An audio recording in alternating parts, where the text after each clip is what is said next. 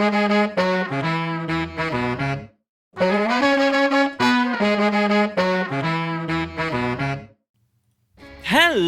Welcome to another episode of the Jericho Comedy Podcast. I'm Connor McReynolds. We're obviously not putting on any live shows at the moment, so all we can do instead is keep you connected to our brilliant acts with this, the Jericho Comedy Podcast. This week I'm speaking to one of our favourite Jericho comedy acts. She's often shocking, sometimes filthy, and always hilarious. Louise Bastock is joining me on the podcast this week. Louise has performed with us loads at Jericho Comedy, and she's always such a brilliant addition to any lineup.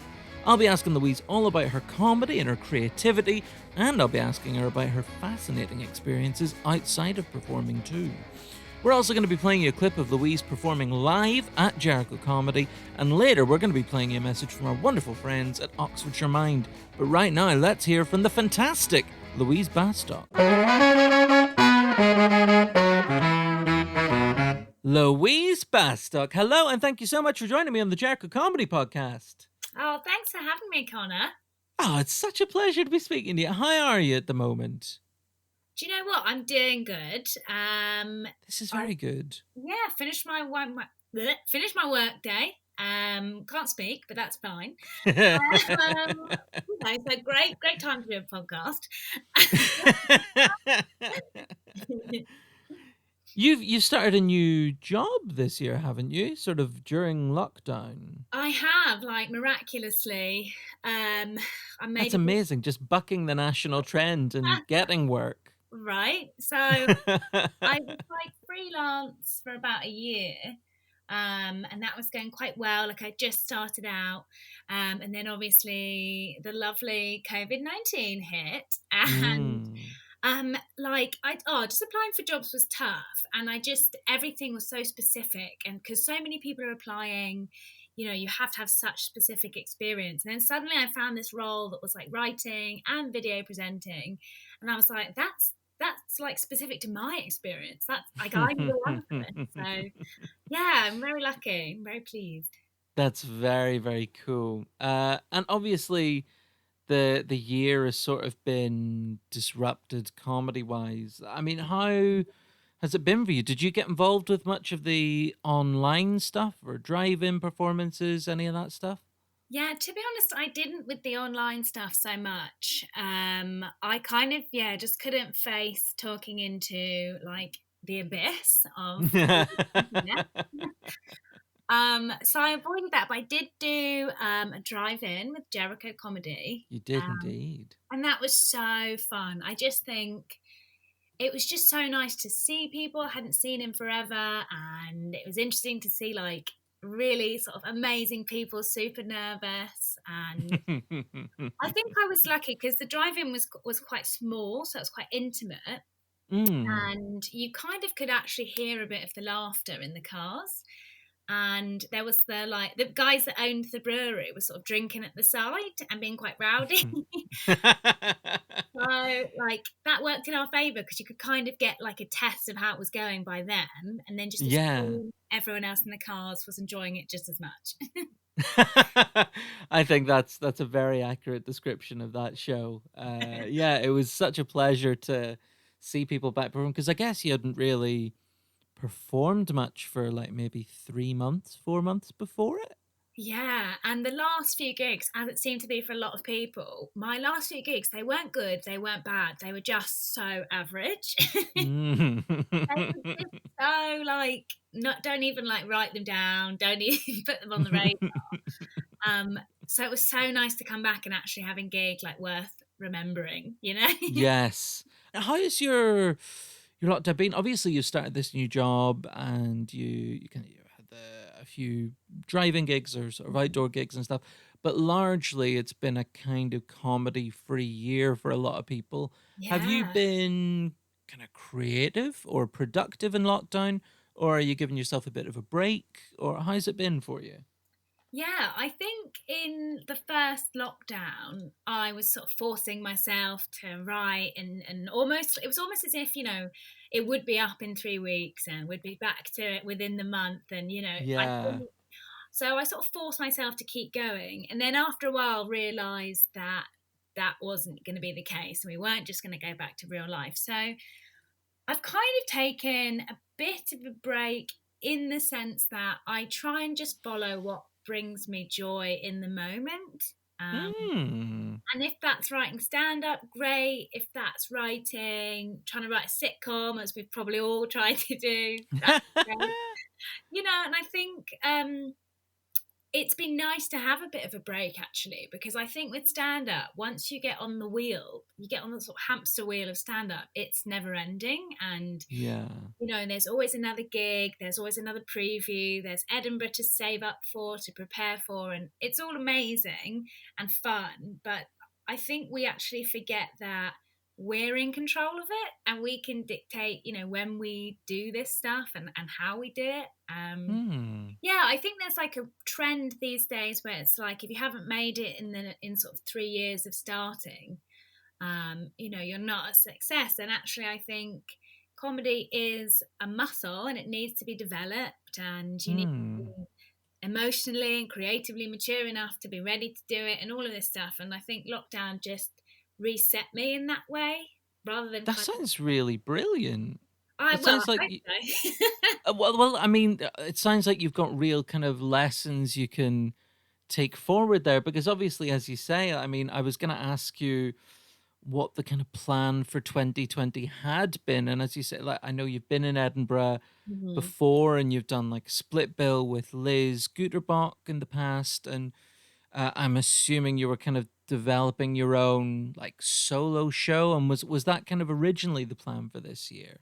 Yeah, definitely. So I was planning like a 45 work in progress, Yeah. and I was really excited about it, but it was quite ambitious in the sense that I think I just try and always jump like 4 steps forward instead of just one at a time. So like the first year I did Edinburgh, I just cobbled together bits of material that I already had, which is what most people do. And Mm-hmm. then the second year, I decided to write a whole new half an hour, which most people don't Wow. do, like till much later on in their career. So in a way, I think I was jumping ahead, and it has been nice again to take stock of that and to actually kind of relax a bit. I did a workshop with Jem Brister as Oh wow, cool. yeah, it was really cool. It's part of like Soho Theatre's like masterclass type things. Hmm. He just had some really good advice about only going to Edinburgh when you have something to say, like when you have a show. Um, Mm-hmm. and I agree with that to an extent. I think people should be going up and doing split bills to like hone their craft. But Mm-hmm. I think we put so much pressure on ourselves to go up and like do the next like step that we're supposed to do. But really, there is no like next step. It's all arbitrary. Just kind of figure it out as it suits you. Hmm. That's really interesting. So, do you think you'll kind of revise plans? Like, say Edinburgh 2021 was going ahead. Do you think you would want to kind of take a bit more of a breath? I'm really interested in that idea Mm. of going up when you've got something to say. Yeah, Um, yeah, that sounds like a kind of important and like just a very pragmatic piece of advice because obviously, what's the point of standing behind a mic if you've got nothing to say? yeah. Well, exactly, and I think you can put a lot of pressure on having something to say and it just being meaningless. And Mm, if going up to Edinburgh is like 3 grand minimum, then yeah, why are it's you mad. spending all that money? I think there's also the risk you can wait too long and sort of never feel ready or never feel like you have something to say. So I do think there is a balance between kind of pushing your comfort levels and also recognizing where you're at the same time. Yeah. Louise, your comedy's been described as unexpected darkness in a sweet package. But one thing that I think is missing from that description is that you can also be absolutely filthy, which I do mean as a compliment. But if someone is listening and they haven't had the pleasure of seeing you perform, how would you describe your comedy? Well, I'm absolutely offended by that description. I am a saint. So I guess like my comedy buddies and sort of like closest friends have always sort of alluded to the fact that I was quite cute or come across quite cute on stage. And during lockdown, I found out that I'm actually only 5'1", which, This feels like something you should have known already. I mean, right? what height did you think you were? 6 foot? Yeah, just under 5'11". No, I always thought I was 5'3". I put 5'3" down on everything, and then me and my housemates, we found a tape measure in lockdown, and let's just say it was a slow day. One thing led to another. We're measuring ourselves, and yeah, apparently I'm only 5'1". So, Oh, 2020 strikes again.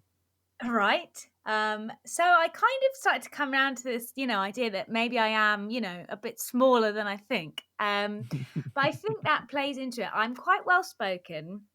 I'm quite small and sort of I've got kind of chubby cheeks, always have done. And I think the contrast between sort of the way I look and the words I say really like lends itself to my style. So I wouldn't say I like shocking people because I'm not huge, like I don't think any comedy should be just for shock value, but I think I like, especially as a woman, kind of playing with the idea of what people immediately think of you when you walk on stage and what your act actually is. And yeah, I think I've always had quite a dark sense of humor. And I think I'm still learning how exactly to communicate that on stage, but I would say that description's pretty spot on. I'm kind of cute, kind of dark, bit sassy. I think I I see that. Yeah, it's really interesting that you talk about how you're still sort of playing with those boundaries and still kind of am. finding exactly how that sort of works for you on stage in terms of what you say and what you think people expect from you. Yeah. It's something that I love talking to people on this podcast and indeed in our other podcast, Dinner Party, where we in fact recently spoke to wonderful Liz I Guterbach. know. I Uh, saw. Oh, she's so great. oh, it was such a great conversation. This actually came up with Liz too. The whole concept of kind of authenticity Mm, and of finding your voice and saying the things on stage. Again, kind of going back to what you were saying with your workshop with Jen Brister about kind of having something to say. I think yeah. all of these things are kind of the constant challenges that we as comedians have of like balancing what you want to say with what you think people expect you to say in a way that you feel is very authentically you and that is Mm, exciting and that kind of challenges you. Do you feel that you're still kind of honing in on a number of those factors, like the things you want to be talking about and the way you should be talking about them? Do you feel like you're kind of almost there in terms of like feeling, oh yeah, this is really authentically me? Or yeah. where do you kind of feel you are on that sort of Yeah. oh, process or journey? Sounds like a really wanky word to use, but you know what I mean. Oh, I could talk to you all day about my journey, Connor, I tell you. Where to begin? But no, I think that's such an interesting question, and I think arguably you could talk to like the most experienced comic, and they might even say they're still figuring it out because I think your voice does develop even if you think you found it as you sort of grow up, as you get older. Anyway, or you have kids or you go through a big life event. I think it would change, but I think I'd say I'm like some ways along the road, and my few of my peers have said, "Oh, you definitely, you have a voice that's really coming along." But I think I've got some ways to go, and I think I can tell that because sometimes I'll write a bit of material and love it, but it just has no place in my set. And it's Hmm. almost like it's come from a different voice or a different like part of me that isn't Yeah. consistent with what I'm doing already. So I think it So what almost, can you kind of do with that? I mean, does it sit in a notebook and wait a while until you feel that that's more your voice, or like, yeah. I'm not really sure yet. I think part of it is either waiting till you can sort of craft it in your voice, or trying it out and trying to make it fit, or finding the middle ground between that bit and another bit, just to see if actually that is more your voice, because I think it's a lot about experimenting. And I was listening to your last podcast with John Long.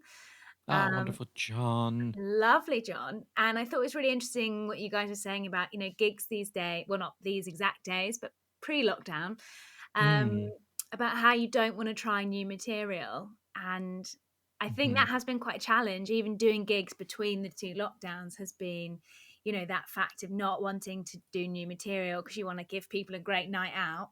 Um, hmm so I think I'm myself, and I'm sure loads of comedians just have notebooks full of random stuff. And Yeah. God knows if it works. God knows if it's even our voices anymore. But I imagine a lot of people will have changed coming out of this as well, and sort of found a bit more as to what makes them tick, maybe. Yeah.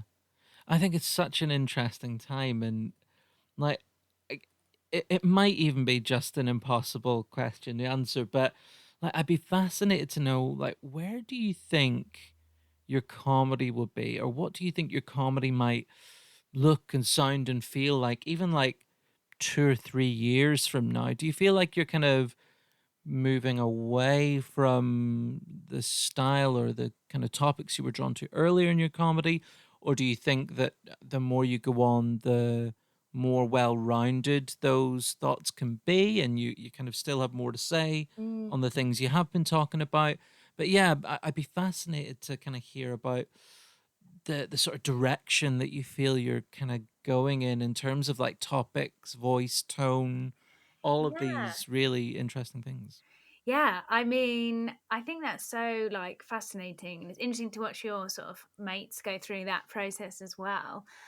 I Mm, think definitely in the beginning, when I first started, I was absolutely fearless as to what I would talk about.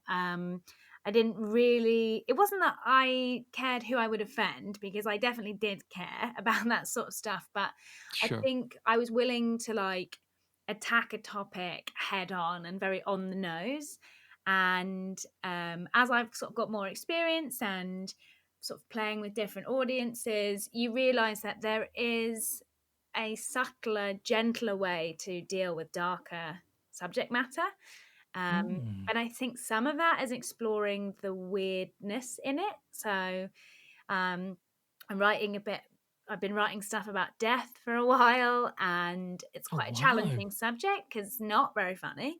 Um, but I think there's a reason why, when someone dies, people develop a dark sense of humor and things like that. So there are kind of weird moments in it, and those connections between people where like I sort of need to discover and kind of play around with those a bit more to dig out the subtleties of it, rather than being like, oh yeah, it's funny when granddad died, what a laugh.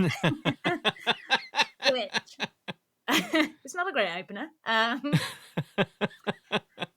Does that make That's sense? Kind of like, yeah, yeah, yeah. it's really, really interesting. I mean, I assume there are just a million and one kind of challenges to taking on stuff that you really have to dig into to find the funny. Like that, there, I guess, on a very basic level, there is a reason why you don't hear a huge number of comedians tackling big subjects like death. It's because it's heavy and it's often depressing or whatever. But Mm, what it means is that there are fewer people kind of fishing in that particular kind of lake, and so there's more there for you to mine into because maybe not as many people are tackling it.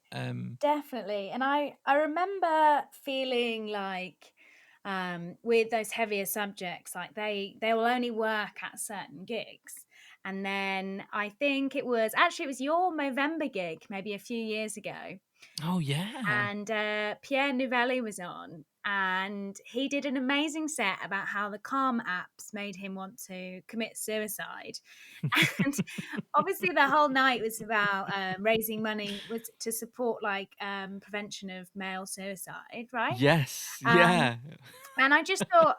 it really blew my mind as to, my sort of thing was like, oh, you can't, do a set about death at a night, in prevention of male suicide. But there was Pierre Novelli doing jokes about wanting to kill himself, and the audience were loving it, and it felt really appropriate. It felt like really great satire, and it kind of blew my tiny. Oh, just kicked my table. Um, it's literally blown my mind again. Yeah, it made me realize that I think if you write good material and if you're gentle with it and subtle and clever about how you tackle it, um, you can do it wherever. You could just set about death at a funeral if it's like clever enough. Oh my Maybe. goodness, this will be music to Harry Hysam's ears if he's listening. I don't know if you know, like Jericho, we do have an improvised funeral show, and Oh it, yeah. Harry literally owns a coffin, and they go into like churches or graveyards, and they do this improvised funeral, and it really tackles death head on in a very kind of like challenging but really really interesting way. So I'm sure Harry will be listening to you talking about this and will just be delighted that another comedian wants to talk about death with him. Yes, you get it, Harry. There's so many like really really interesting sides to your creativity, Louise. Like I mean, obviously you write and perform comedy, but outside of comedy as well, in your career you write and you edit and you present, you are a blogger. You've got all these really kind of cool skills and really different aspects of your creativity that you use in different ways. And you mentioned earlier about like writing a sitcom or writing scripts and stuff. Yeah. And I'm always so interested to hear about the the kind of creative endeavors that people take on that perhaps maybe we don't hear as much about, or like little kind of secret creative ambitions and stuff. Yeah. Is stuff like script writing or like writing prose or anything, is that something that you do a lot for pleasure outside of comedy? Um, it is now. Like I used to do it so much as a kid. Like I just had volumes of little poems I would write and stories. And I used to love writing. Like it was that was my downtime as a kid. I did have friends. Hmm. And yeah, I would just love getting lost in these worlds. And then I think as an adult, a lot of our downtime is about switching off. Um, Yeah. and with lockdown, it was almost too much switching off. And I kind of was, yeah, just trying to sort of reinvigorate some of the old things I liked doing and started writing a bit more. Um, when I was 16 years old, I worked at this mental country hotel. And Oh wow. even when I worked there, I thought this is a good premise for a sitcom. Uh, don't steal it, anybody. And so I thought, why not write that? And it was really interesting because I've never written a sitcom before. I don't speak sitcom language. I don't know the formatting of the documents Mm. or anything. Um, so I had to like learn this whole new process, and I was so frustrated because I think you get to being an adult and you sort of feel like you've learned everything. And I almost had to shift it in my brain as to this isn't like Louise writing her seminal, piece. It was Louise Mm. learning how to write a sitcom. And yeah, it's just been really interesting, and a lot of the sort of things you can apply for send you feedback. So, I wouldn't say it's been a success in any grand way, but it's been really interesting to get like feedback on some work. And also, I think where comedy is so vulnerable and you do your first, second, third, 100th draft on stage, it was quite almost like peaceful to sit at home and write and just kind of keep this thing private until you actually are ready to show it off to the world or send it off to someone. It's quite Mm. like a different, yeah, creative outlet that I hadn't really done for a while. That's really cool. That's really really exciting. I mean, you speak about your experience at this hotel and how that's kind of informed or inspired one of your creative endeavors. But I mean, your career outside of comedy, you've done so much cool stuff. You've obviously worked a lot with Lonely Planet in the past. You do a lot of travel writing, Yeah. and I mean, your website lists some of your amazing kind of experiences, things like interviewing Vikings on the Shetland Islands, scuba diving to a wine cellar in Croatia, riding the world's fastest roller coaster in Abu Dhabi. Uh, I mean, it sounds like you've just had so many incredible experiences. Do they inform much of your kind of creativity in and outside of comedy, I guess? I think, well, definitely in the sense that at Lonely Planet, that opened a window up to the world for me. You know, I hadn't really been like the sort of gap year kind of person. So I sort of Yeah. skipped a few years of traveling. And then I went to Brazil in 2012 and was just like, this is pretty great. And then Lonely Planet just continued to open those doors for me. And then it opened the door of presenting, which was a skill I didn't know I had, or I knew I could perform. You know, I knew I could, you know, talk in front of Mm. an audience. I didn't really know I could talk to a camera. And I love it. I just love being somewhere, especially when you're on location, and to experience something and be able to kind of communicate that to someone else, and to get to travel the world. And I think, like, for me with comedy, I wouldn't say I'm like naturally gifted at it. So it's going to be something I have to really work at, which I'm willing to do. But with presenting, it did feel like, oh, maybe this is my like more of my natural ability to do this. Mm. So yeah, it's quite like a sort of relaxing creative outlet, as well as being something I would love to do more of. And obviously I'm doing that now with my new job as a video presenter. And yeah, I just love it. I think it's a really cool little creative outlet. It's such a really enviable kind of multifaceted creative skill set you've got. I love hearing about it all, and I can definitely imagine that uh, all of these kind of different areas of your kind of creative interests, I'm assuming, influence and improve the other. Like your experience as a presenter will surely improve the way you speak to an audience on stage at comedy. Writing comedy, I'm assuming, helps you with other writing. I mean, is that your experience rather than me kind of saying, "Well, I assume this." Whatever you say, Connor, I'll agree with it. I think it does and it doesn't. I think, like I said, you know, any like comedy is a creative muscle, and writing and performing arts as well. So it kind of, they all definitely strengthen each other. But I've kind of found them in some ways to be also a break from the other one. Hmm. So, you know, when comedy has its like down moments and you're sort of struggling with a new bit or something, to go and like present a video in, you know, Scotland or whatever was like a really nice break and almost a world away. Because it's, you know, being funny in a different way. You're kind of just feeding off the environment in a slightly more relaxed way than you are with stand up. Hmm. And yeah, the same with writing, I think, because like I said, it's like less vulnerable in a sense, because you get time to draft it and hone it.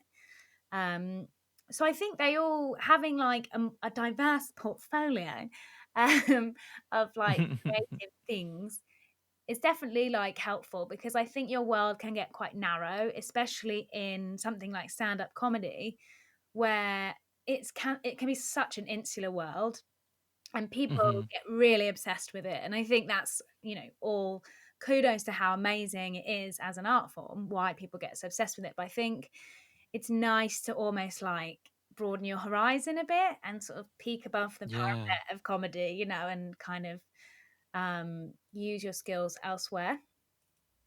Yeah, definitely, definitely. I mean, one thing we have in common as well is the editorial experience. Yeah. And I don't know if it's the same for you, but I find having edited, and I mean, I guess it depends to an extent, maybe on what you've edited. Like, I was lucky enough; I've kind of edited a lot of narrative fiction and nonfiction stuff. Mm, So getting a sense of like pacing and structure, mm, uh, that really helps when it comes to like crafting a longer bit of stand up, or particularly if you're kind of telling sort of story based stand up, it really helps. But your editorial experience, have you find that a useful uh, kind of tool in your arsenal when it comes to writing and performing stand up. Yeah, definitely. I think one of the things I found, so I definitely haven't edited as sort of long form stuff as you've done, which is awesome. Um, and one of the things I found was I was so creative when I was editing someone else's work, and Mm-hmm. because you can see what they're trying to do, and they've basically done all the hard work for you. So you can see those like tiny little nuggets where they could improve. And Mm-hmm. I thought, God, if only I could do that with my own work, because self-editing is really hard. Um, Yes. and I think one thing that struck me was when you're editing someone else's work, you're editing a stranger's work. So I just knew with my writing process, I needed to put space between my work and myself before I can edit it. I kind of have to almost approach Mm. it like a stranger. So um, I sort of would try and write stuff and then leave it for a few weeks even before I Mm-hmm. came back to it. And I think that's where lockdown's been really good because I took, a couple months off and then you're coming back to your set and you can see, oh God, I just need to change that one word. How could I have not Yeah. seen that before? And it's just lifting yourself out of your own stuff. So I Mm. think, yeah, that's kind of where I sort of took my editing skills. Um, do you think it helps you like Yeah. with any on the cuff stuff, like as your sort of live comedy? Do you think that your brain is kind of like doing it on the fly as well? Like a bit of kind of self-editing in the moment. Yeah. Um, I'm not so sure. It's one of the things that I think no matter how much experience you have of writing and performing stand up, those first kind of 3, 4, 5 times you're performing a new bit, you really only learn after you've said something whether or not it should have stayed in there. And it's something Mm, like mm. I've like for example, I wrote a bit earlier in the summer that performed for the first time at one of the drive-in shows, and it got a nice laugh at one point, and I felt really good. And then I said the kind of tag that I'd added on to the end of it, and it was just essentially saying the same joke again, but in a different like way. It was the same kind of structure. It was making the same point, and I said it, and just as Yeah. soon as I said it, and it didn't get the same response second time round, it was like, well, of course, it's because you've already made that joke. For some reason, I hadn't seen it when Mm. I'd written it, and when I was learning it in my head, it was only hearing the deafening silence from the It's audience after I made the that same joke again that I was like, oh, it's because you've oh, already heard it. I So I love think that it. no matter how much you do edit and no matter how much you kind of write and self edit, and the better you get at all those things, obviously, the more you do them. But I still think we're all going to learn probably more about what belongs in a set than anything else by getting up and saying it in front of people. Def It would be a dream, though, if you could get to a point of kind of editing and self editing where you could just identify every single bit of waffle. That's the dream. oh, that would be. I've That'd be seen quite like something. Liz and I actually went to see oh, who was it? It was Jem Brister, um, Sarah Barron, Oh, yeah. and Jess Foster-Q doing some new material at Angel, and all three of them were Oh, kind my of God. What a lineup. I know, amazing. And like they were all three having those revelations on stage. It was really interesting to see their brains catch up with their words.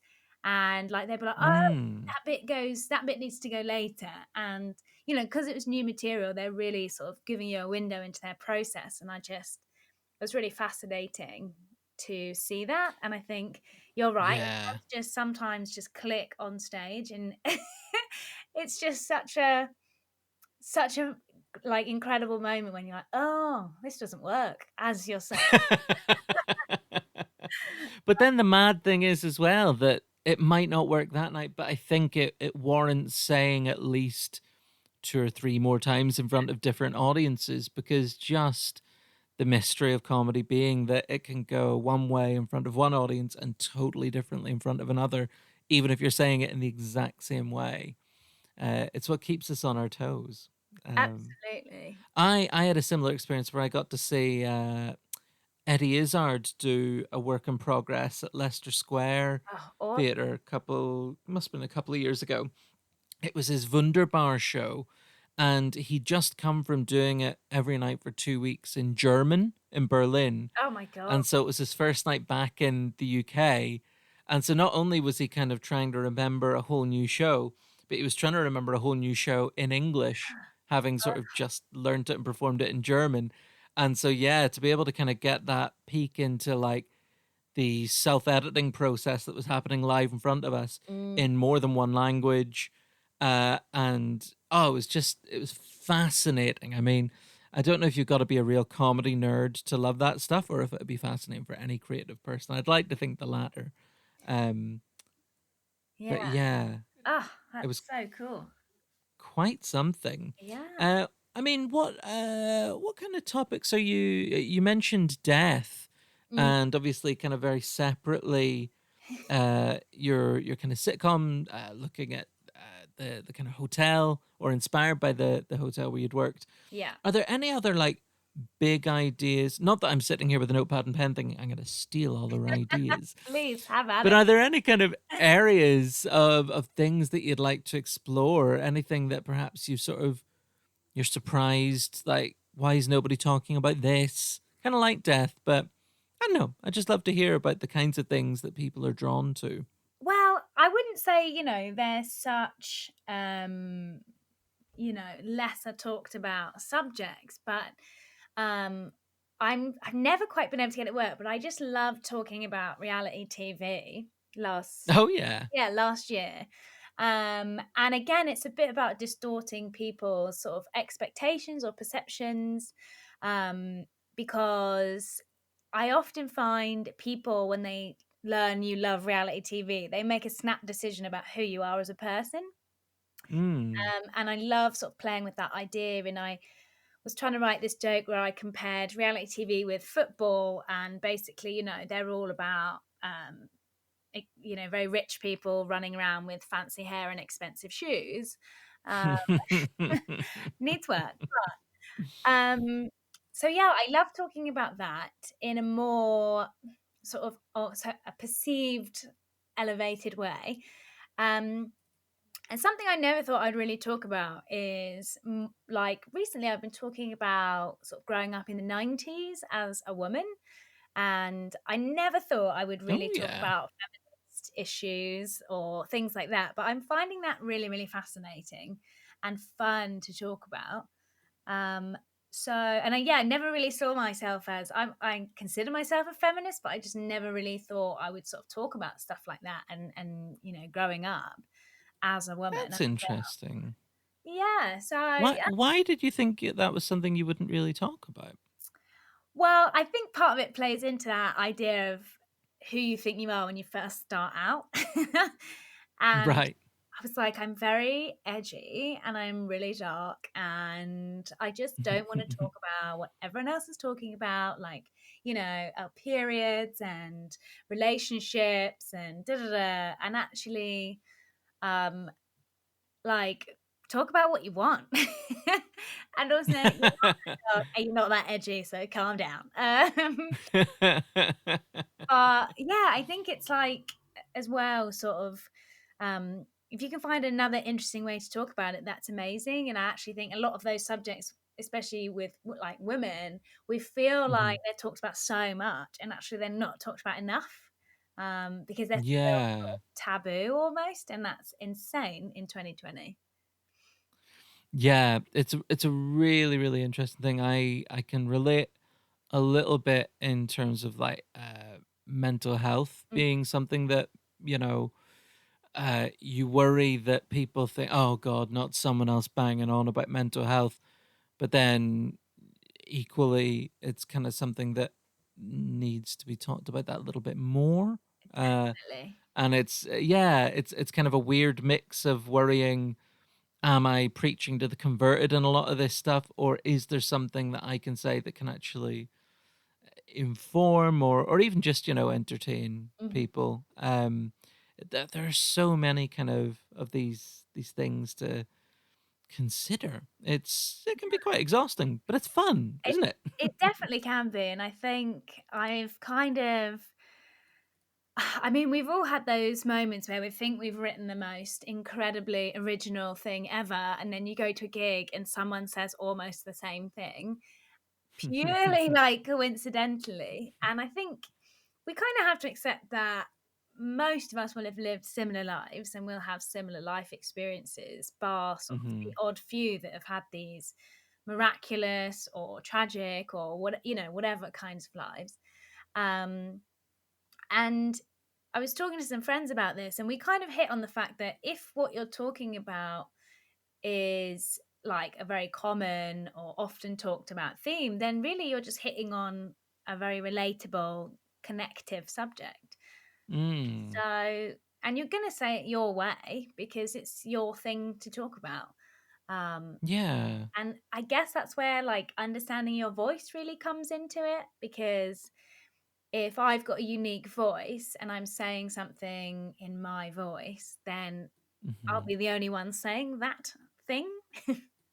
Yes. Yeah, absolutely. I think you're absolutely right about that. It's definitely kind of the thrill of going to stand up and seeing wonderful performers talking, even if it's on the same thing. Like even on a themed night or something where everybody's talking on roughly the same area, Mm, 100 different people are going to tackle the same topic in 100 different ways.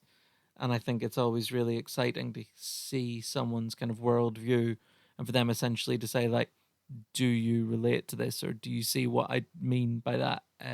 definitely. Yeah, Yeah. And I think it's really cool. yeah, not to be like scared of it. I definitely would almost have like existential crisis where I'm like, oh, but what if someone's writing about the 90s? And it's like, well, yeah, a lot of people of my age group will be. Jen Brister talks a lot about raising her kids, and I can think of 100 comedians that also Mm, talk about that, but I find her style, so great, and I love listening to her. And I'm sure I'd listen to a similar show by another comedian as well if it was funny. And yeah. so I think it is just pulling it back to that fundamental of like, is it funny? Does it make people think a little bit? And will people enjoy it? And that's kind of really it, I think. Oh my God, I think I need to write those three questions down Do it. on separate post-it notes and stick them to my computer for every time I write. It. I think you've nailed it there. There's when you like start comedy and everything's so pure because it's like fresh snow, like no subject matter has been touched as far as you're concerned. And then Yeah. you get like a year in, 2 years, whatever, and you're like, oh my God, everything's been said. Why am I here? But with those three questions to keep you company, then Exactly. everything you write is going to be fresh. Just have a good time. Don't worry about it. Yeah. Well, I think now would be an ideal opportunity to hear a little bit of Louise Bastock in action live at Jericho Comedy. My goodness. This is wonderful. So grab yourself a drink, sit back, close your eyes. Imagine you're back on a Saturday night at the Jericho Cafe and listen to the brilliant Louise Bastock live at Jericho Comedy. Here she is.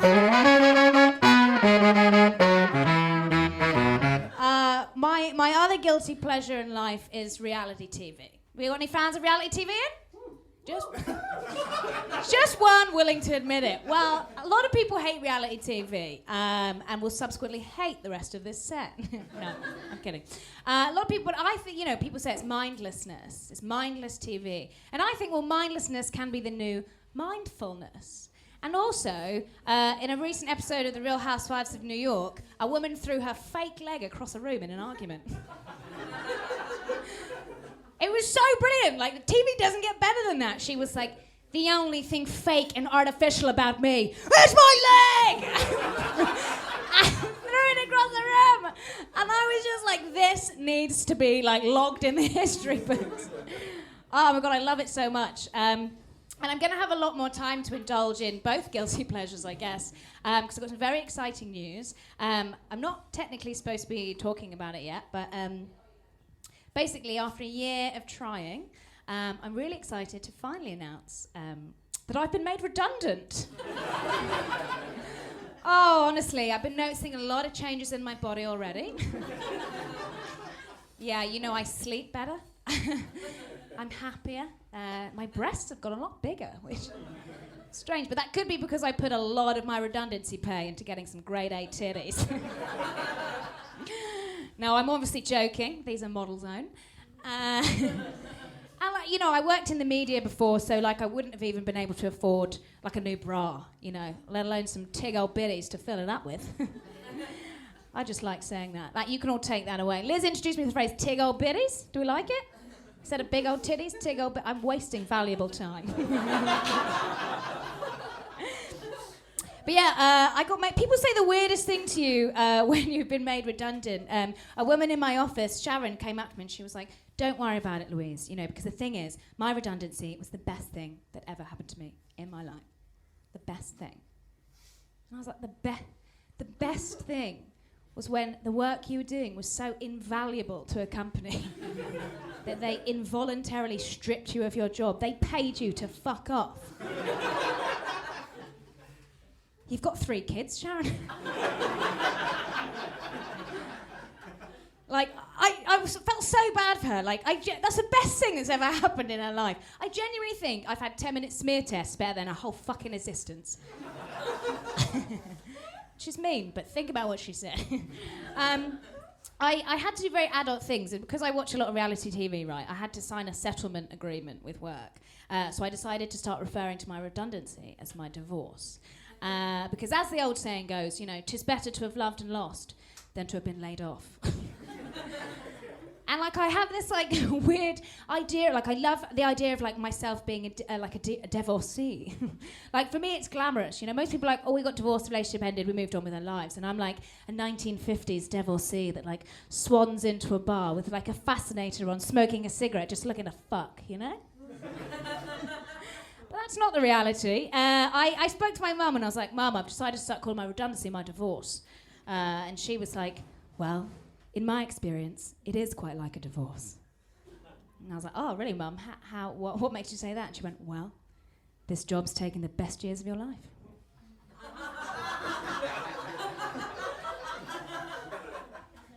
And if you're really smart, you'll rinse the cunts for as much money as possible.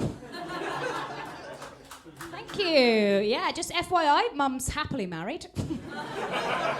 Yeah, just also a big fan of the old reality TV. She calls them her stories, which I think is quite cute. Work was kind of a weird place before I left. They managed to ruin people's birthdays for them. Give me a cheer if you work in an office. Yeah, that most lackluster cheer. People are like, "Yeah, we're probably going to kill ourselves next week." Ooh, dark. You work in an office. Do you ever? What happens when it's someone's birthday? We pass a card around. That's nice. Very civilised. I literally, the other day, I signed a card. It got so mental in my office. I signed a card for a dead hamster. What the fuck? A dead hamster, that card would serve a better purpose shredded at the bottom of the hamster's cage. And maybe it would have lived a few extra days. Do they, it's getting real dark, wow. Do you do birthday singing or anything for the people? No, because your office respects its employees. In my office, they made it compulsory for everyone in the office to gather round the person on their special day and sing them happy birthday. It's horrific. What happens is the whole office gathers round in a sort of military-style circle. And just in case the little devil tries to run away, HR's laid down some spikes and barbed wire. And everyone sings a very low, very slow-pitched rendition of Happy Birthday. While the birthday boy or girl slowly searches their mouth to figure out which tooth they hid the cyanide capsule in. It got so bad at work that they... I'm so sorry. It got so bad at work that people started, they turned work into some sort of Orwellian dystopia where people were doing anything to avoid this. People were erasing their details from the calendar, booking days off work. One woman even singed her fingerprints off on the laminator. Just to avoid being ambushed by a Colin the Caterpillar cake. Louise, I feel so guilty about this, but contractually, I have to do it. It's now time for pressing questions, the part of the show where I ask a series of impossible, unpleasant, often just downright offensive questions. And all I need from you are some honest answers. Can you do that for me? Oh my goodness, I'm going to try my hardest. That's all you can do.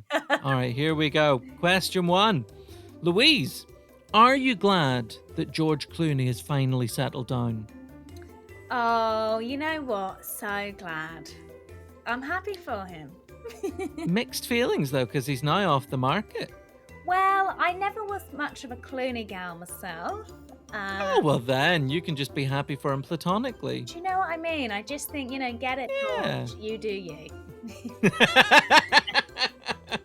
I really hope he has a t-shirt that has that on it. I should make them. That's... Oh my God, we should all send George Clooney personalized t-shirts with things that we just want to say to him. I love it. That could become the whole next viral thing online, just people making t-shirts for George Clooney. Also, the audacity of me telling George just to do him, It'd be like me giving him acting advice. Right. Brilliant. Oh, George. Oh, George. Everybody here at Jericho Comedy, we're just delighted for you. Great work, mate. Louise, what time did you have dinner growing up, and how has that changed compared to now? Oh my goodness. What if I said I never ate dinner? My mum was really cruel. No. Imagine, it all comes This out. podcast just took a turn. I reckon we probably had it about 5. Ooh. And I would say now that I'm like an adult human and work till about 5:30, I probably Yes. have dinner at about 5:35. As soon as I can shovel some food into my face. Rory Scovel has a great bit in his show on Netflix. It's such a brilliant show. But he talks about how his grandparents get up at 4:30 in the morning, eat dinner at 2:00, and he just says, "Why wouldn't you?" And honestly, I think about it every single day. It gets to about 3:00, and I'm just like, "Why haven't I had dinner yet?" That is the Makes me thing. really upset. At my new job, we get lunches provided. Unbelievable. When we're in the office, and Extraordinary. right, it's incredible. They're incredible. And they tend to arrive at about midday, and I don't usually eat lunch that early, but actually, it's amazing because you can have a late breakfast and then 20 minutes later just have lunch. Oh, that's brilliant. Dreamy. That's the dream, really. I mean, if we're all honest with ourselves, we would just like to have all 3 of our meals in a row. In one, yeah. Because eating is such a pleasure. Oh. As soon as you finish breakfast, you're oh, Jesus, I have to wait 3 hours? I know. I get so mad when lunch is over. I think lunch might be my favourite meal, and I'm so. Oh. What do you think? What is it about lunch that gives it the edge over dinner? Do you know what it is? I think it's in the middle of the day, so it's daylight, which is just, I'm more of a summer gal, so I think it makes me feel like it's summery, even when it's winter. Yeah. And also, I I hear think you. lunch can be the most flexible. You could have brunch, so you could have breakfast, Mm-hmm. so you could have classic lunch foods, but you could also have a hot lunch, a dinner. So it's That's really, so true. it's your classic all-rounder. That is so true. I don't think lunch gets the kudos that it deserves. Thank you. And I'm glad we tackled this. Heavy hitting subjects, death and lunch. There's your 2021 title right there, mate. Death and lunch. Death and lunch. Louise, do you think the world would be a better or a worse place without football? Oh, interesting, because I would say better without it, but having just gone on a rant about reality TV and people judging me for watching that, I suppose I can't be a hypocrite. So what I would say, I would say the same thing about George, and I would just be like, football, you just do you. I think the world is fine with it in. I think I would go for a compromise, and I would say the world might be better without football fans. Ooh. But the actual game, I'm down with the game. I enjoy the game. Yeah. But also not the people who play it. So maybe without football fans and footballers, but if the whole concept of football existed, I'd be fine with it. Yeah, it has been a bit, especially this year, I think, with our clapping for our wonderful key workers and seeing footballers getting paid what they get paid still. Yeah. It's been quite jarring, I think, more than ever. So I'm inclined to agree with you there. I hear that. I guess the only exception that we should make is that I would happily go out every Thursday night or Tuesday night or whatever it was and bang pans and clap and cheer for Marcus Rashford. I feel like he is a goddamn legend. So yeah, football we'd be better with it in the world. Yeah. With Marcus Rashford in the world, but fans and the rest of the players can all shit off. That's my take. I'm there for it. I'm here for that. Excellent. We find the sweet spot there. Louise, what for you is the worst part about going to the cinema? Oh my goodness. The worst part for me is that typically I'll be wearing flip-flops because I tend to wear flip-flops all year round. And there's that bit in the middle of the film where the cinema starts to get slightly cold. And I get extra cold because I'm not wearing shoes. I feel like this is something you've had an opportunity to learn from. And this is on you, mate. I think it is. I mean, to be fair, I went to an outdoor cinema with my friend during lockdown. Well, not during lockdown, but when we were allowed to do things the last time. Yes. And because it was outside, I packed loads of stuff, and I packed some woolly socks, which I then put my flip-flops over them. Oh yeah. And that was a real fashion statement, and I feel like maybe I just need to take some woolly socks to the cinema, maybe, because I'm not going to. That's the one. And then there would be absolutely nothing bad about the cinema. Nothing at all. Everything's made better with woolly socks. Well, yeah, there's that, and there'll probably be Christmas socks because does anyone own any other woolly socks? All right, Louise, what's the point of it all? Oh my goodness. I don't know. Can I recycle it again and be like, just do you every day? Just do as George Clooney would do and do you. That is fantastic. Yeah, what's the point of it all? I don't know. Look at George Clooney. He seems to have figured it out. Don't overthink it. I have never thought about George Clooney as much in my life as I have in the last 5 minutes. Well, quite frankly, you are welcome for this opportunity. That is my gift to you. Thank you so much. All right, Louise, this is a tricky one. What's the most irritating sound you can make? Maybe my laugh. Just as it came out. Shut up. Oh God, what is the most irritating sound? Yeah, probably my laugh. I've been at a few gigs before, as an audience member, and I've had family members turn around and stare at me because I was laughing so loudly. And I just thought, if I can't laugh here, where can I laugh? Yeah. Wild. I think comedians would love your laugh in the audience. Anybody with a big booming laugh is always welcome at a gig I do. Right? I agree. Well, yeah, so screw you people who don't understand the fundamentals of comedy. Yeah. All right, Louise, this is a big one. What's your favourite toast topping? Oh, just butter. Salted butter. But so much of it pools. And then Oh, yes. ideally, if you could get the crust, then it kind of soaks it up like a bowl and kind of holds all that butter in really well. That is genius. That is a life hack as well. Not my If anybody's favourite. listening to this and they've just wanted to eat butter, I think we just find the perfect way to do it. Honestly, check it out. Louise, this might be a bit personal, but here we go. Have you ever had an altercation with a traffic warden? Ooh, not with a traffic warden. Oh, it sounds like there's a but there. No, I mean, many a club bouncer, yes. But not a traffic warden. Traffic wardens are off your list, but I mean, I can only assume and I shouldn't make assumptions. What have these altercations with bouncers been in relation to? Have you simply been having too good a time? Well, always. They just can't handle it.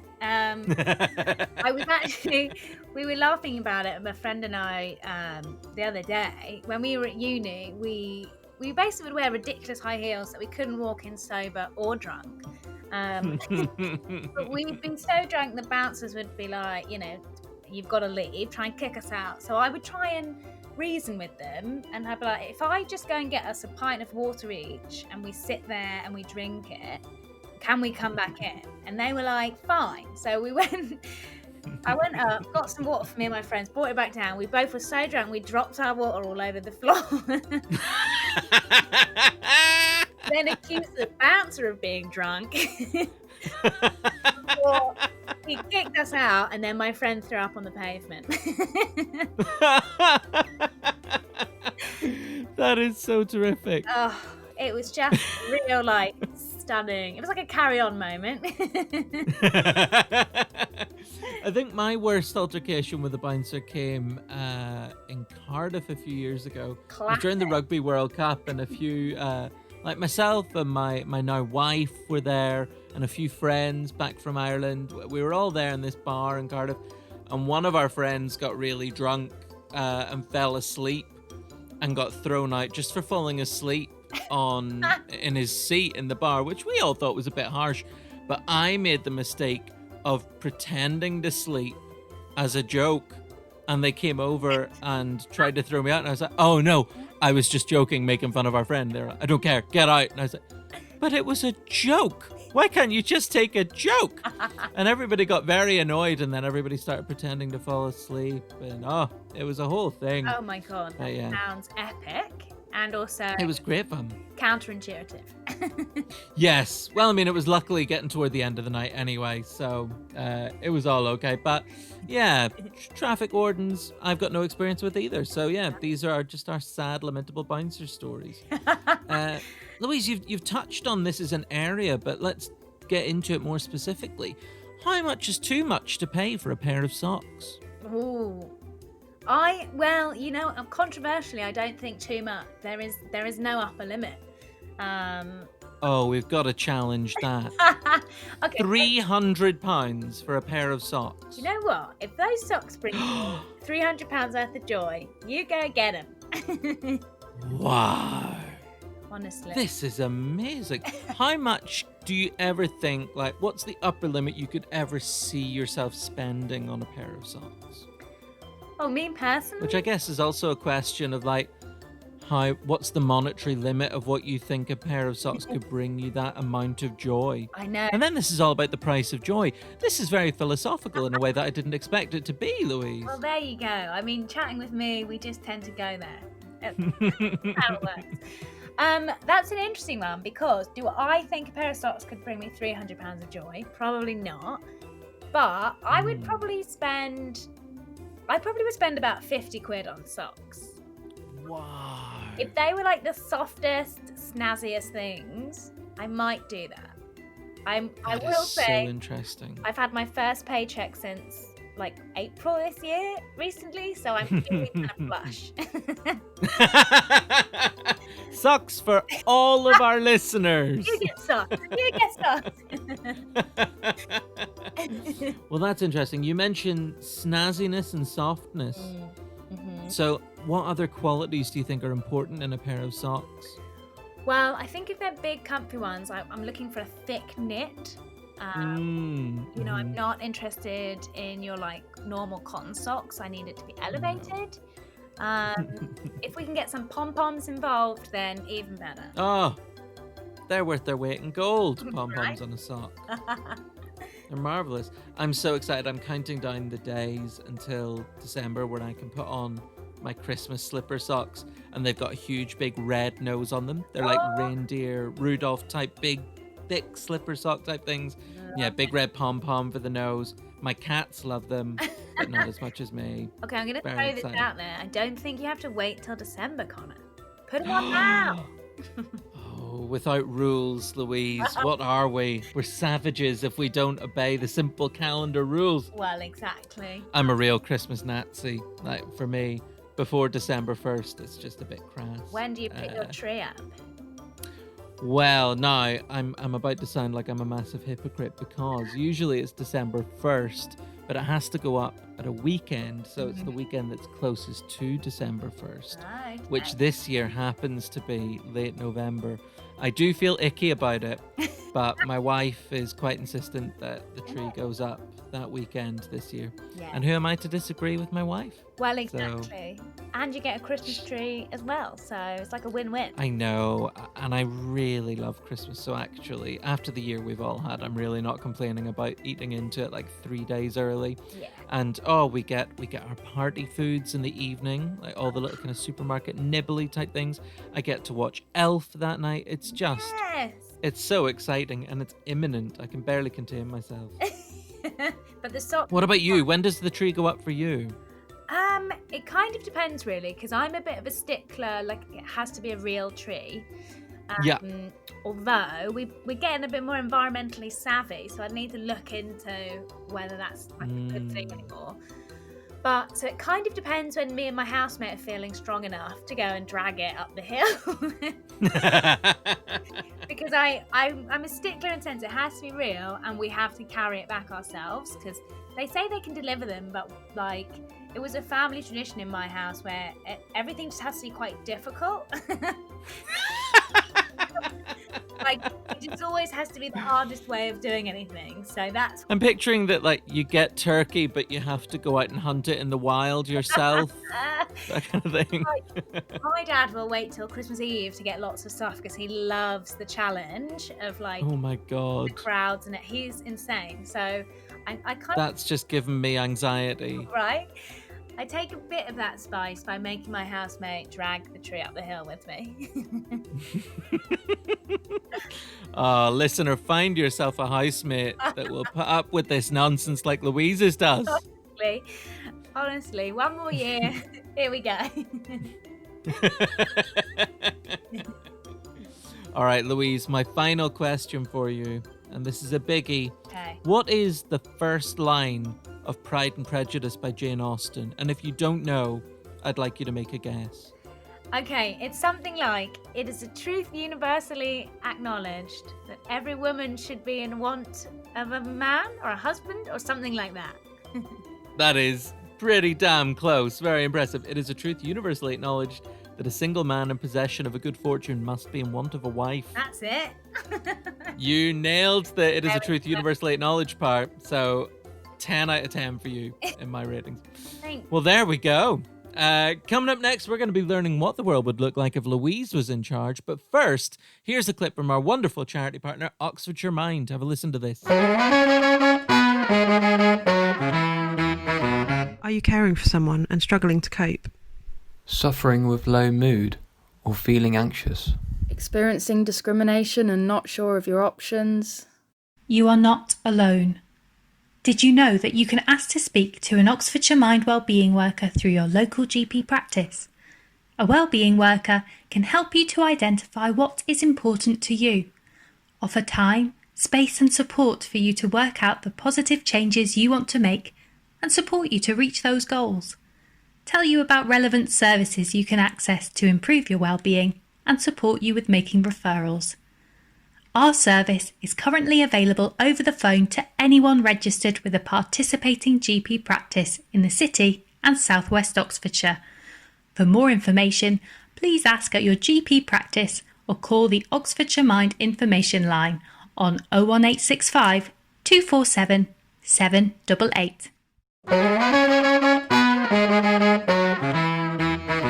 Louise, I don't know if you've noticed, but the world's in a bit of a state at the moment. We're crying out for strong, decisive, and compassionate leadership across the board. And frankly, I'm not seeing much of it. So let's take time to imagine that you are to the rest of the world what Jacinda Ardern is to New Zealand, a shining light and saviour. I want to hear what the world would look like with you in charge in a game imaginatively titled If I Ruled the World. Does that sound good? Sounds incredible.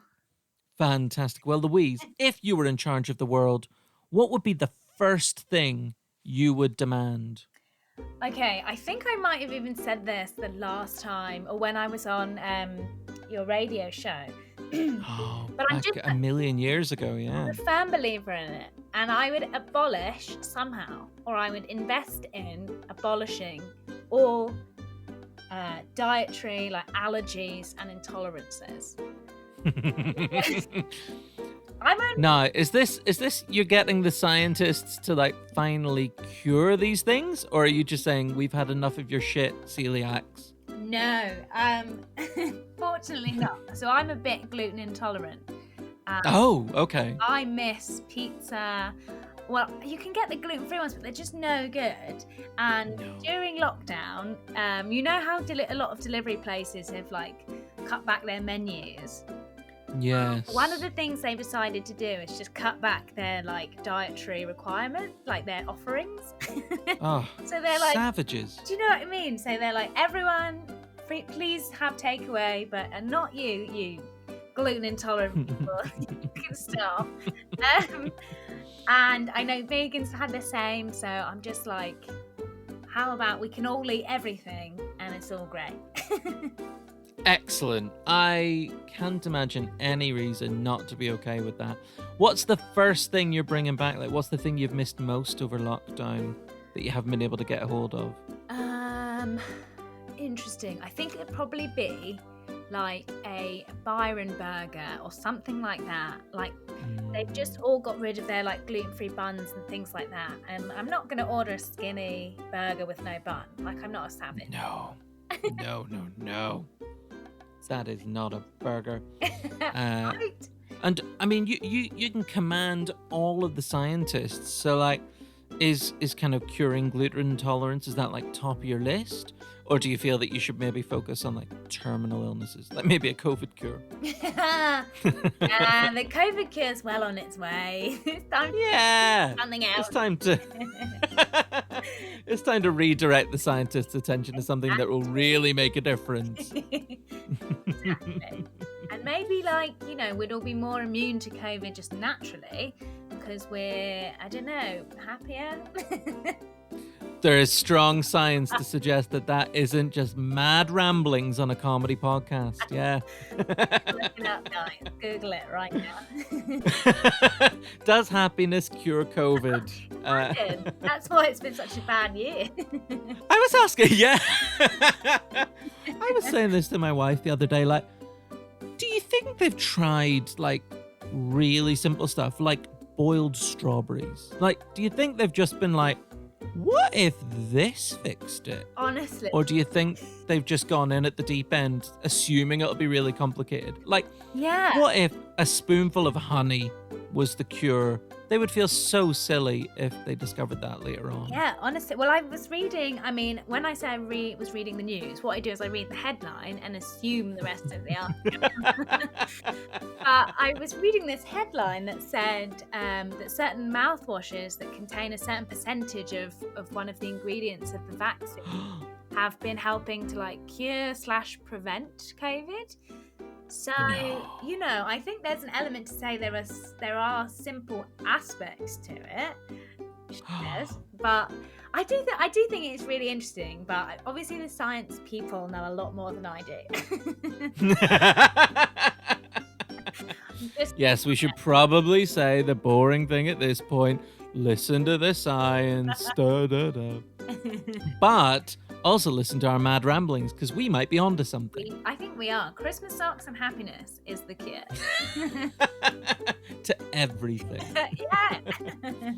Well, Louise, I am on board with your first universal law to prioritize sorting out food intolerances. What would be your second instruction to the world? So my second instruction to the world would be to make all TV subscriptions free. Oh, yes. Because nowadays, we just have so many. And I just think that it should be like a human right that everyone can watch. Okay? I really love that, yeah. Ad-free, or are you kind of you compromising on that? Get rid of those ads. Me and my husband were watching Married at First Sight Australia during lockdown. Oh, of course. Oh, the ads, it makes it about 3 hours long. I just can't. But, you know, I also really want to watch it. So, also, when was the last time anyone bought anything off a TV ad anyway? You know, I don't know. That's so true, yeah. I don't know. That's so true. And then I never even stopped to think who's paying attention to this. Like, I've thought it before in the cinema. Yeah. Like when I go and they're advertising a car before the movie, it's like, no one's ever gone to the cinema and be like, oh, I might buy that car. Exactly. Although I will say we were watching some ads the other day as part of a program, not just solo. And I was like, who even buys anything? And then this car came on that had this really cool like bit in the boot where it's like a separate section for like muddy shoes.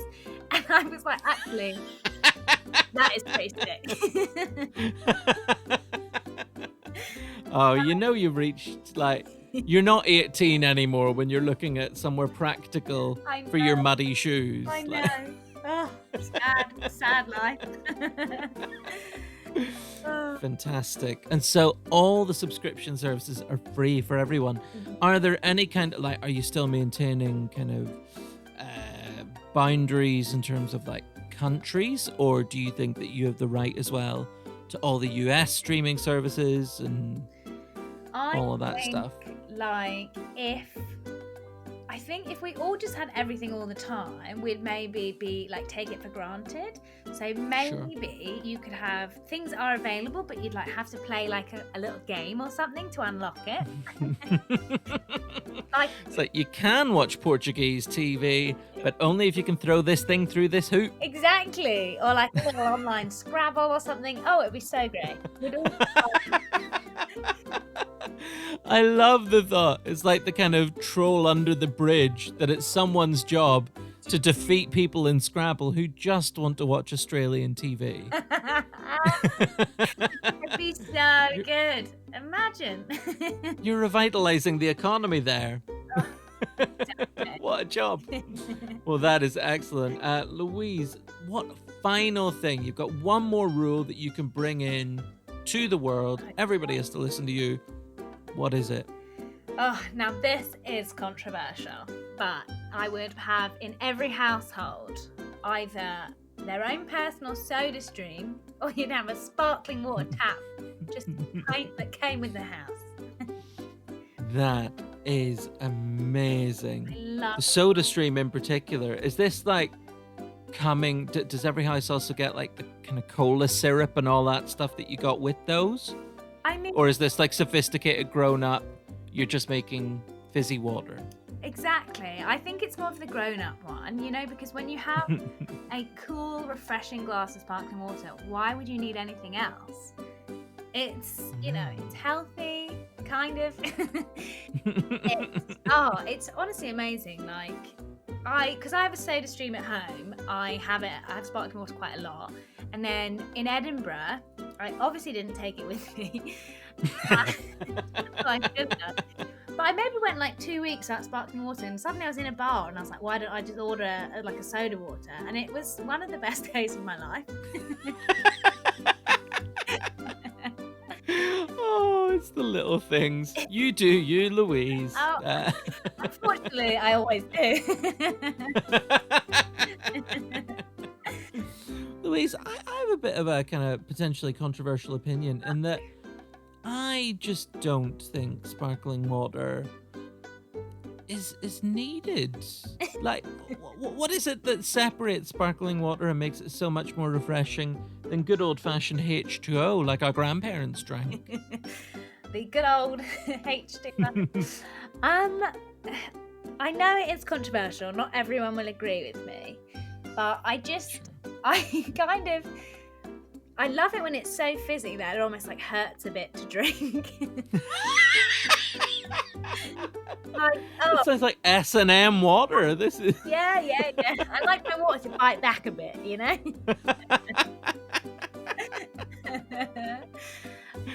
That's an amazing quality in a drink. You hope that it slightly hurts. It slightly hurts. I think because, like, when we would go out as a kid, like when we'd go out for dinner, we'd be Yeah. out sparkling water. So maybe there's like a nostalgia element of it, but it's mostly that it hurts. Well, there we go. What an incredible vision of a world with Louise in charge. So, Louise, summarize those 3 things for us again. What have we got to look forward to when you take over? The first was? No more food allergies or intolerances. Brilliant. Number 2? Free TV subscriptions, especially for reality TV. And finally? Mandatory soda streams / sparkling water taps in every house. What a wonderful world we've got to look forward to. You do sound absolutely insane. It's always interesting when you find out the things that are really important to people. And clearly what you just really want is a burger, a glass of sparkling water, and to watch some reality TV. Do you know you've absolutely nailed it? You know how earlier I was like, people always judge me. I'm actually really clever. What reality TV? It's like, oh, maybe not. You just want to share your idea of the perfect night in with the whole world. I think that's lovely. That's a lovely way to frame it. Thank you, Colin. Oh, Louise, it's been so much fun chatting to you. Thank you so much for making time to come on the Jericho Comedy Podcast. Thank you for having me. It's been so nice to talk to you. It's been such a pleasure. I really can't wait until we're actually able to put on shows again and we can get you back and hear more from you. Can't wait. It's always so much fun having you along. In the meantime, while we're all waiting for live shows to come back, if anybody wanted to check out any of your kind of comedy or your other writing work or your presenting work, how can people hear more from you? Yeah, so I just updated my website, which is imaginatively louisebastock.com. And yeah, I'll post any stuff on there. I've also got a blog which I've started, which is on there as well, so you can check out that. Other than that, just at Louise Bastock on Twitter, and I post sort of videos and updates on there as well. So give me a follow, and I promise free soda streams to whoever it now. But yeah, it'd be lovely to connect and share some stuff. Excellent. Well, we will add links to those things into the episode description as well, so people will have no excuse not to click and follow and all that stuff. Louise, thank you so much, mate, for coming on the podcast, and we will hopefully see you at Jericho Comedy again very soon. Thanks, Connor. Cheers. Bye.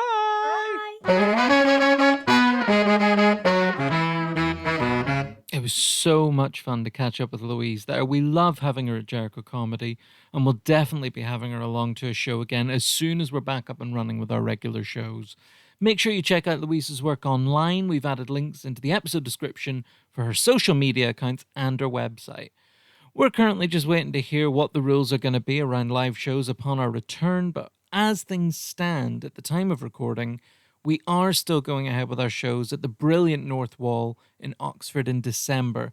We've got improvised Harry Potter shows and stand-up shows coming your way, and tickets are on sale now for our amazing annual Oxfordshire Mind Gala. We've got some really top acts lined up, so snap up your tickets for those. For those tickets and for more, head to jerichocomedy.com. And to stay across all things Jericho Comedy, including our incredible Christmas crackers for Oxfordshire Mind, follow us on social media and sign up to our mailing list on our website. Check back next week when I'll be chatting to another wonderful Jericho Comedy performer. But until then, thank you so much for listening and bye-bye.